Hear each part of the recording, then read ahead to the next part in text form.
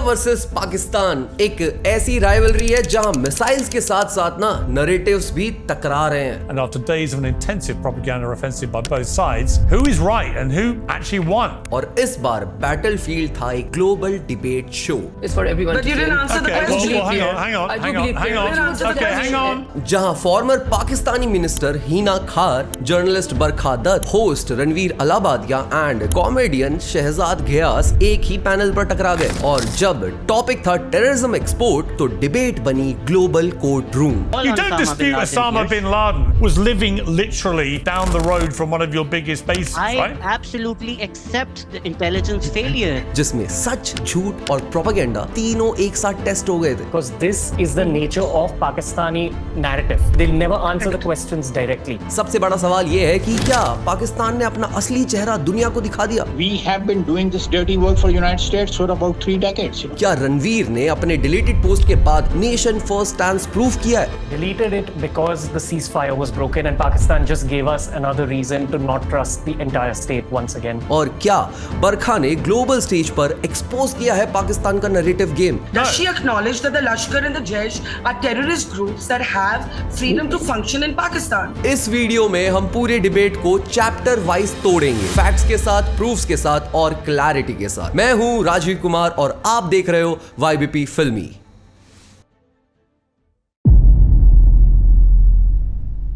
Debate की शुरुआत होती है एक स्ट्रॉन्ग स्टेटमेंट से, जहां पाकिस्तान के रिप्रेजेंटेटिव कहते हैं कि उन्होंने ना इंडियन मिलिट्री सुपीरियरिटी का ना मिथ तोड़ दिया है। पर थोड़ा रुककर जनरल वीजली क्लार्क का ना एनालिसिस सुनते हैं, जहां वो बताते हैं कि सिचुएशन कितनी डेंजरस हो चुकी थी। ये सिर्फ बॉर्डर पर गोली चलने वाली बात नहीं थी, ये ड्रोन और मिसाइल अटैक्स तक पहुंच चुकी थी, जिसमें एस्केलेशन का हर एक स्टेप ना न्यूक्लियर थ्रेट के करीब ले जा रहा था हमें। क्लार्क ना क्लियरली कहते हैं कि ये सिचुएशन आग की तरह बढ़ रही थी। पाकिस्तान ने अटैक स्टार्ट किए, इंडिया ने मेजर्ड बट पावरफुल रिटेलिएशन दिए। It was dangerous because anytime you have nuclear armed powers exchanging fire, that's dangerous. Her move ना केयरफुली कैलिब्रेटेड था, बट प्रेशर पॉइंट्स एस्केलेट हो रहे थे और ये चेन रिएक्शन थोड़ा और आगे बढ़ता ना तो रीजनल नहीं ग्लोबल कॉन्सिक्वेंसेज होते। उन्होंने ये भी बताया कि कैसे इंडिया ने कंट्रोल और कंपोजर मेंटेन किया डिस्पाइट प्रोवोकेशन। इंडिया ने अपनी मिलिट्री टारगेट्स को प्रिसीजन से चूज किया था, मतलब सिविलियन डैमेज अवॉइड करते हुए। इस टेंशन के बीच यूएस ने अपना डिप्लोमेटिक कार्ड भी खेला। ट्रंप और सेनेटर मार्को रूबियो ने ट्रेड टॉक्स की रेफरेंस में दोनों कंट्रीज के साथ ना एंगेजमेंट की, लेकिन इंडिया के लिए प्रेशर की कोई जरूरत नहीं थी क्योंकि इंडिया स्ट्रैटेजिकली प्रिपेयर्ड था और ग्राउंड पे पूरे कंट्रोल के साथ था। सीज फायर अनाउंस तो हुआ, लेकिन रिजल्ट्स सिर्फ 1 घंटे के अंदर पाकिस्तान ने ही वायलेट कर दिया एग्रीमेंट को, जो क्लियरली दिखाता है कि डिप्लोमेसी सिर्फ हेडलाइंस में थी, ग्राउंड रियलिटी में बिल्कुल भी नहीं थी। इसी बीच पाकिस्तान IMF से $3 बिलियन का फंड सिक्योर करने में भी सक्सेसफुल रहा, जिसका पहला डिसबर्समेंट 1.2 बिलियन का था। ये फाइनेंशियल रिलीफ उनको मिल गया जब बॉर्डर टेंशन इतना हाई था। एनालिस्ट का मानना है कि ये टाइमिंग ना क्वेश्चनेबल थी, क्योंकि इसके तुरंत बाद पाकिस्तान ने सीज फायर तोड़कर रिवेंज स्टाइल में अटैक भी कर दिया था। इंडिया ने IMF को कंसर्न भी रेज किया कि ये फंड्स कहीं रीजनल इंस्टेबिलिटी या टेररिस्ट एक्टिविटीज को इनडायरेक्टली सपोर्ट करने में ना यूज हो जाएं। दोनों साइड्स ने अपनी मीडिया हेडलाइंस में जीत का ऐलान कर दिया था, लेकिन सिविलियंस पर अटैक करके किसी भी तरह से इसे विक्ट्री कहा नहीं जा सकता। पाकिस्तान ने डिग्निटी की बात की, लेकिन पहलगाम जैसे अटैक में 26 लोगों की मौत के बाद ये बात ना हॉलो लगती है। इंडिया ने अपने एक्शंस को टेररिस्ट कैंप्स तक लिमिटेड रखा, प्रिसीजन स्ट्राइक्स किए बिना सिविलियन डैमेज के। ये विक्ट्री नहीं, जस्टिस था उन लोगों के लिए जिन्होंने अपना सिंदूर खो दिया था।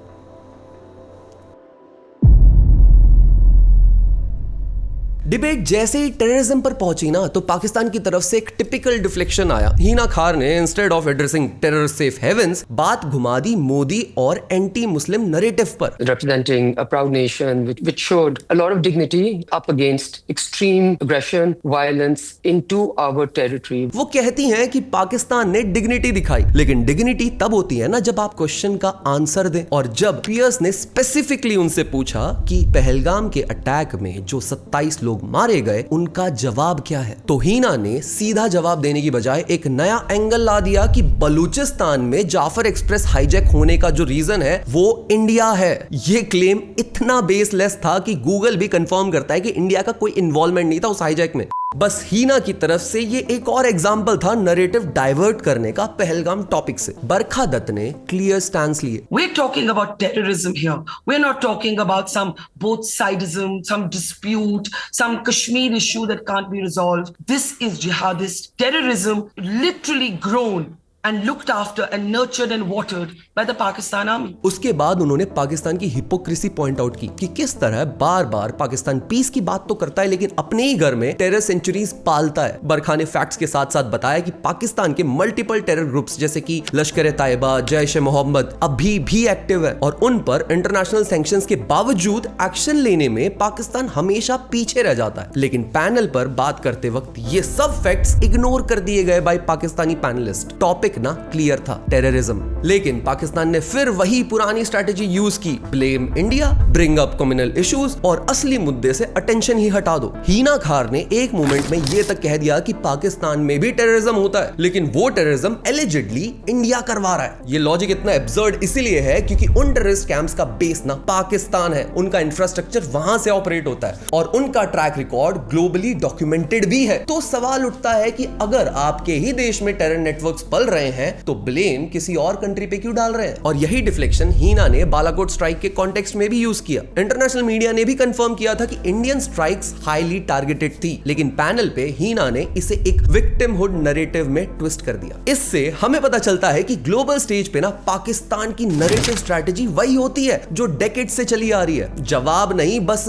गिल्ट ट्रांसफर करते हैं ये लोग। और जब बरखा ने उनका नैरेटिव डिसमेंटल किया तो हीना खार विजिबली अनकंफर्टेबल भी दिखने लग गई थी। फिर आता है एक और क्रिटिकल मोमेंट जब बरखा दत्त ने हीना से सीधा सवाल पूछ लिया कि Does she acknowledge that the Lashkar and the Jaish are terrorist groups that have freedom to function in Pakistan? और हीना ने इस सवाल का भी डायरेक्ट जवाब नहीं दिया। ये सवाल जो पूरे डिबेट का कोर था उस पर साइलेंस या डाइवर्जन देना सिर्फ एक बात प्रूव करता है कि पाकिस्तान अभी भी डायरेक्ट टेरर लिंक्स को पब्लिक एक्नॉलेज करने से कतराता है। एक और डिफ्लेक्शन तब आया जब हीना खार ने ये कहा कि we were coming to a very sensible engagement with the previous Indian government. अब सवाल ये उठता है कि कौन सी प्रीवियस गवर्नमेंट के साथ म्यूचुअल अंडरस्टैंडिंग हो रही थी? UPA led by Congress. तब जब 26/11 जैसे अटैक्स हुए और पाकिस्तान ने कोई मिलिट्री जवाब नहीं देखा इंडिया की तरफ से, या फिर तब जब सिर्फ डिप्लोमेटिक नोट्स एक्सचेंज हो रहे थे ग्राउंड लेवल पर और उससे सिर्फ फायदा हो रहा था टेरर ग्रुप्स को? अगर करंट गवर्नमेंट ने टेररिस्ट कैंप्स पर सर्जिकल और एयर स्ट्राइक्स किए हैं, ग्लोबल फॉर्म्स पे पाकिस्तान को एक्सपोज किया है, सिविलियन डेथ्स कम हुई हैं और टेररिस्ट ग्रुप्स को खत्म कर दिया गया है जो पाकिस्तान की जमीन पर ही थे, तो क्या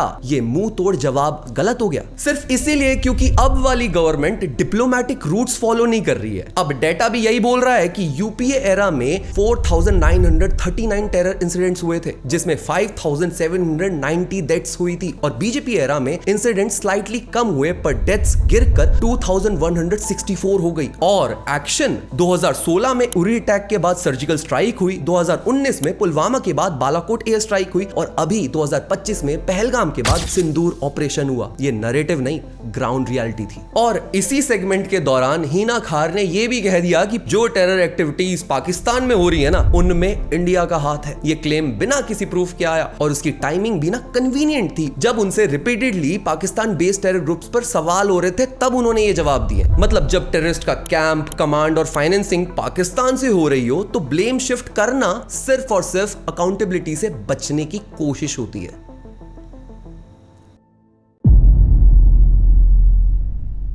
पैनल का टोन तब बदल गया जब रणवीर अलाहाबादिया ने एक फोटो उठाई ओसामा बिन लादेन की और कहा, Question to the world is about this man. He was found 800 meters from a military base in Pakistan. ये वो मोमेंट था जब प्रोपेगेंडा को रियलिटी ने खींच के थप्पड़ मारा। रणवीर ने पूरे पैनल के सामने ब्लंट फैक्ट्स रखे और जब उन्होंने कहा We are combating terrorism because if India exports vaccines and engineers, Pakistan exports terrorism. तब आर्ग्यूमेंट नहीं, साइलेंस था। ये वही पाकिस्तान है जहां हफीज सईद टीवी पर प्रीचिंग करता है और जिसे चैरिटी वर्कर कहकर शील्ड दी जाती है बाय पाकिस्तान आर्म्ड फोर्सेस। और आयरनी तो ये भी है कि पाकिस्तान अपने मिलिट्री जनरल्स और इंटेलिजेंस चीफ्स को ना नेशनल हीरो के रूप में पोर्ट्रे करता है, लेकिन वही लोग ग्लोबली वांटेड टेरर ऑपरेटिव्स के प्रोटेक्टर है। रणवीर ने पैनल पर यह भी हाईलाइट किया कि ओसामा बिन लादेन सिर्फ एक एग्जाम्पल नहीं है। पाकिस्तान में कई UN designated terrorist openly operate कर रहे हैं। अब्दुल रहमान मक्की, हाफिज सईद और अजहर मसूद जैसे लोग या तो पब्लिक में प्रीचिंग कर रहे होते हैं या फिर चैरिटी के नाम पे ना फंड्स रेज कर रहे होते हैं। ये सब फैक्ट्स हैं और रणवीर ने क्लियरली कहा, आप अपने टेररिस्ट को या तो गरीबों का हेल्पर बोल देते हो या फिर उनको नेशनल प्राइड के टैग से छुपा देते हो। ओसामा की रिकवरी एक well fortified Pakistani military town में हुई थी एंड इसने ये प्रूव कर दिया कि पाकिस्तान के स्टेट इंस्टीट्यूशंस और टेरर नेटवर्क्स के बीच में ना काफी गहरे संबंध हैं। ओसामा को पाकिस्तान के गैरिसन टाउन अबोताबाद में एक 3 स्टोरी कंपाउंड में मारा गया था, जो पाकिस्तानी मिलिट्री एकेडमी से ना सिर्फ 800 मीटर्स दूर था। बरखा ने ये पॉइंट को भी रीइंफोर्स किया कि अगर पाकिस्तान इनोसेंट होता तो वर्ल्ड्स मोस्ट वांटेड टेररिस्ट उनकी मिलिट्री के पड़ोस में जिंदा नहीं मिलता। शहजाद गियास ने क्लैप बैक करने की कोशिश की और पहले बरखा दत्त पर उनके पुराने स्टेटमेंट्स के लिए उन पे सवाल उठाए, हिंट करते हुए कि बरखा ने ना खुद इंडिया के करंट प्राइम मिनिस्टर पर क्रिटिकल स्टेटमेंट्स दिए और उनके नैरेटिव को एक एलीट लिबरल बायस कहकर टारगेट कर दिया। शहजाद ने यह भी कहा कि इंडिया में मुस्लिम्स अनसेफ फील कर रहे हैं, उनका पॉलिटिकल स्पेस श्रिंक हो रहा है और पीएम मोदी के रूल में हिंदुत्व आइडियोलॉजी डोमिनेट की जा रही है। लेकिन बरखा ने ना सीधा जवाब दिया कि जब बात टेरर की हो रही हो ना तो फैक्ट्स मैटर करते हैं, पास्ट ओपिनियंस नहीं। उन्होंने क्लैरिफाई किया कि क्रिटिसिज्म एक डेमोक्रेसी का पार्ट होती है, लेकिन टेररिज्म एक ग्लोबल थ्रेट है। जब ओसामा बिन लादेन की बात चली, शहजाद ने अपने पूरे इश्यूज को अंडरमाइन करने की कोशिश की। उसने ये भी क्लेम किया कि ये डॉक्यूमेंट्स पाकिस्तान के डीजी ISPR ने रिलीज नहीं किए बल्कि अमेरिकन इंटेलिजेंस ने किए हैं और उनमें से 4,70,000 डॉक्यूमेंट्स को नेली लाहौर ने एनालाइज किया था, जिसमें दिखाया गया था कि ओसामा पाकिस्तानी एजेंसी से ना छुप रहा था पाकिस्तान में। ये क्लेम इतना आउट ऑफ कॉन्टेक्स्ट और मिसलीडिंग था ना कि पियर्स मॉर्गन ने तुरंत इंटरप्ट कर दिया। What you've just said is utterly ludicrous. Osama bin Laden was found literally living in a house a few hundred yards from one of Pakistan's military bases. So if your intelligence didn't know he was there, it must be de facto the worst intelligence in the history of military intelligence. ये statement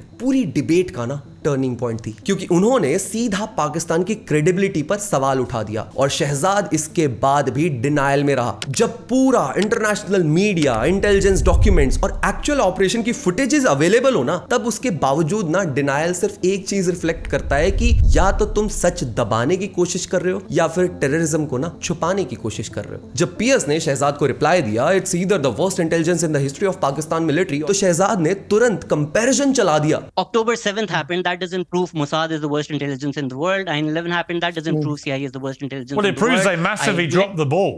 ये argument Pakistan के typical thought process को reflect करता है, जहां terrorist attacks के बाद accountability लेने की बजाय ब्लेम शेयर या डिफ्लेक्शन होता है। टेररिस्ट कैंप्स, ओसामा की प्रेजेंस या हाफिज सईद जैसे UN designated individuals openly Pakistan में ऑपरेट कर रहे हैं और उसके बावजूद डिनायल की स्ट्रेटेजी का मतलब यही होता है कि नैरेटिव बचाना इंपॉर्टेंट हो गया भाई इनके लिए, ना कि सच बोलना। लेकिन जब फैक्ट सामने आते हैं ना, तब नैरेटिव कोलैप्स कर जाता है। इस मूवमेंट में बरखा दत्त ने रणवीर के फैक्ट्स को भी बैक किया और बोला कि टेरर का मुद्दा ना ब्लैक एंड व्हाइट होता है और इस पे बोथ साइडिज्म का नैरेटिव सिर्फ कंफ्यूजन फैलाता है। रणवीर ने इंडिया के स्टैंड को और भी क्लियरली रखा without any filters. This man is a UN designated terrorist being celebrated by the Pakistani military in the background. That's not the narrative that the world knows, but if you check with the UN, if you check with the US, they'll tell you that this is Abdul Rauf. लेकिन debate का एक और powerful movement आया जब piers Morgan ने कहा, It's because India's big complaint about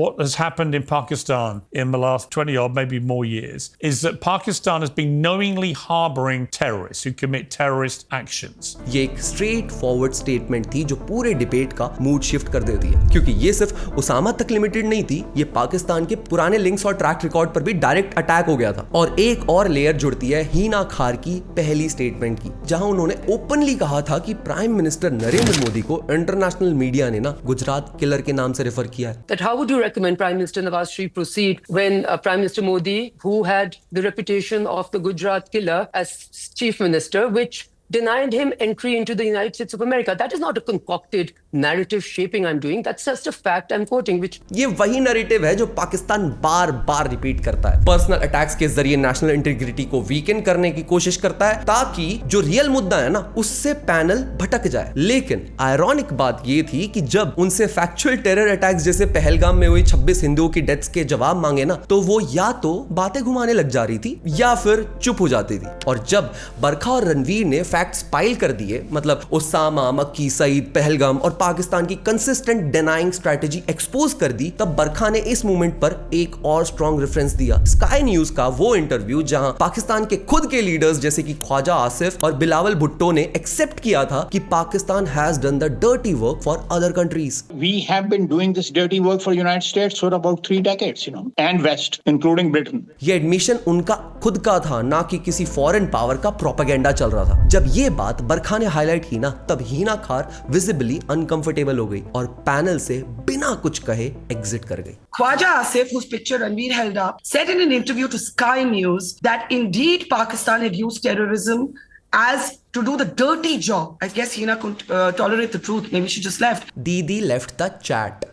और हीना खार की इस एग्जिट ने ये सिग्नल दे दिया कि जब फैक्ट्स फ्रंट फुट पर आते हैं ना तब नैरेटिव और डिफ्लेक्शन की जगह ही नहीं बचती। पैनल में क्लैरिटी तभी आ गई जब इंडिया की तरफ से डायरेक्ट फैक्चुअल रिस्पांस दिया गया। ये सिर्फ नैरेटिव विन नहीं था, ये ग्लोबल स्टेज पे इंडिया का ट्रुथ ड्रिवन स्टैंड था।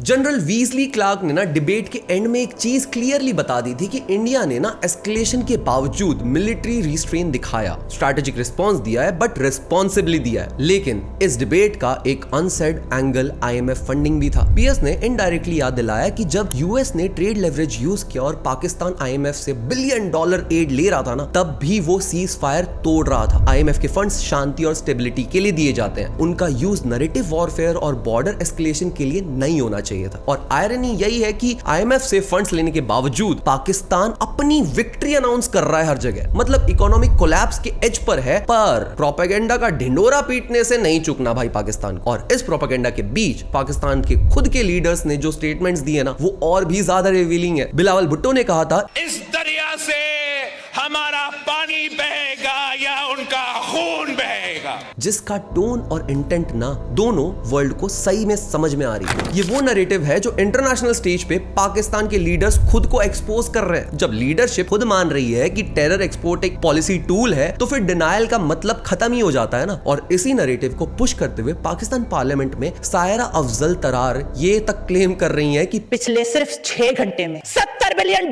भारत के तहत हो गए हैं और ये पाकिस्तान ने बता दिया था कि अगर आप भी ना समझे तो अगली बारी तुम्हारी इकोनॉमी की है। ये क्लेम इतना एग्जैचुरेटेड और बेसलेस था ना कि उसने खुद पाकिस्तान की इकोनॉमिक स्टेटस को ओवरलुक कर दिया, जहां आईएमएफ से लोन लिया जा रहा है और डिफॉल्ट का रिस्क हर क्वार्टर में हेडलाइन बन रहा है। अपने नेशनल एड्रेस में 12 मई 2025 को प्राइम मिनिस्टर नरेंद्र मोदी ने क्लियरली बोला, कोई भी न्यूक्लियर ब्लैकमेल भारत नहीं सहेगा। प्राइम मिनिस्टर नरेंद्र मोदी ने यह भी क्लैरिफाई किया कि पाकिस्तान से बात अब तभी होगी जब टेररिज्म खत्म होगा। अगर पाकिस्तान से बात होगी तो पाक ऑक्युपाइड कश्मीर पीओके उस पर ही होगी। डिफेंस मिनिस्टर राजनाथ सिंह ने भी इस स्टैंस को रीइंफोर्स किया और कहा कि पाकिस्तान के न्यूक्लियर वेपन्स का इंटरनेशनल मॉनिटरिंग होना चाहिए अब तो, क्योंकि उनकी सेफ्टी खुद उनके देश में ही क्वेश्चनेबल हो गई है। आखिर में सिर्फ एक बात कहनी है, देश पहले। इस बार जवाब मिला, पूरी दुनिया के सामने मिला। और याद रखिए, जब दुनिया कंफ्यूजन क्रिएट करने की कोशिश करे ना